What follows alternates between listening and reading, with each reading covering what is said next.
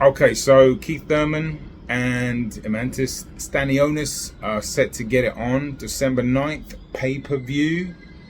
Now, interestingly enough, this is not a pay-per-view fight, in my opinion.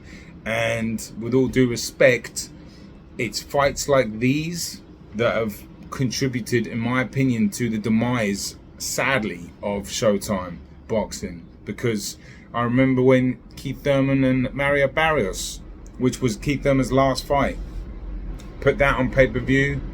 And, you know, there was a string of several fights that were just absolutely not pay-per-view. Charles Martin and Luis Ortiz, the Thurman Barrios, one or two more definitely that were just, you just look at them and you're like, that's not pay-per-view. And, you know, you just really conning the fans at this point, you know. But obviously, I'm going to do another video about Showtime. Stay tuned for that. Probably tomorrow. But, you know, it's like, it's just not sustainable. And obviously, they're cashing out as a business now. So they're just, you know, they're just going pay-per-view happy. We've got the Benavidez Andrade one, which I think is, because I made a video about it. It's the Matias versus Ergashev on the undercard of that, which is a great fight. If you don't know about that fight, that is a great fight at 140. My gosh, so much power, a lot of bad blood, and just explosiveness and just rugged, raw brutality. That will be a great fight. And I'm looking forward to the Benavidez Andrade fight. But Keith Thurman against Stanionis. Now, when I first thought of this, obviously, when they're inactive, it's hard to tell where they are physically, mentally. Keith Thurman, I'm always quite light on fighters when they take a bit of time off. And I don't know why. I just feel like, you know, they deserve it. They've had, like, it's a hard work job, you know, boxing. Brutal, so hard. And when they get to the point they make the money and they're doing other things in life, I don't really have an issue with it, as long as they're not holding any belts up and they're doing what they need to. But it does come a point where it's like, all right, what are you doing? Let's go, get back in the ring. But when I heard that, look, Keith Thurman, he's got very good feet, okay, very intelligent, and he's got very good fleet-footed, good footwork. He's not the most powerful, as much as he might think you to make you think you to believe that, but he can punch a little bit.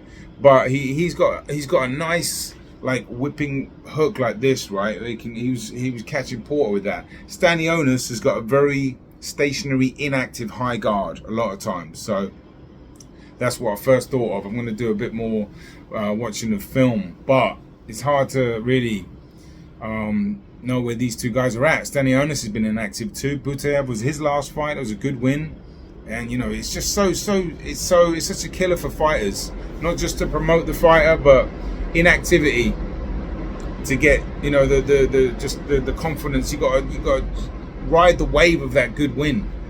And I know Stanionis was injured, and I know it's not his fault. I know he had that fight a couple of times with Ortiz, and that he pulled out. It's unfortunate for him. So, you know, it's the brutal side of boxing. You know, you're not guaranteed to fight, but when you do and you get a good win, you got to try and get out there as quick as you can.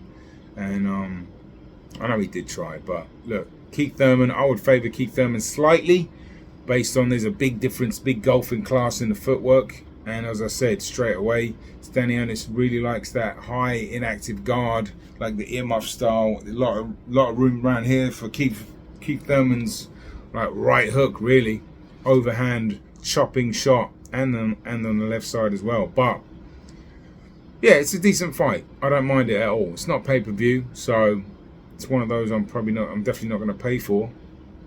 So I'll watch it when I can watch it. But that's it from me.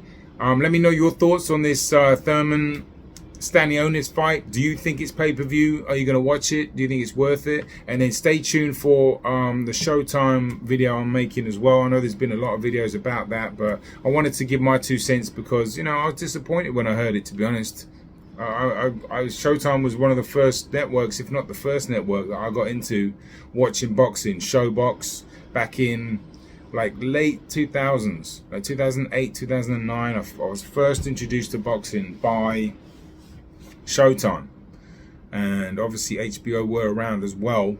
but it was really ShoBox that kind of drew me to boxing. So I'm gonna give my 2 cents on that, and we'll have loads more videos by the end of tomorrow. So yeah, let me know your thoughts, and if you're new, hit the subscribe button and hit the like button if you enjoyed the video. Peace, I'm out.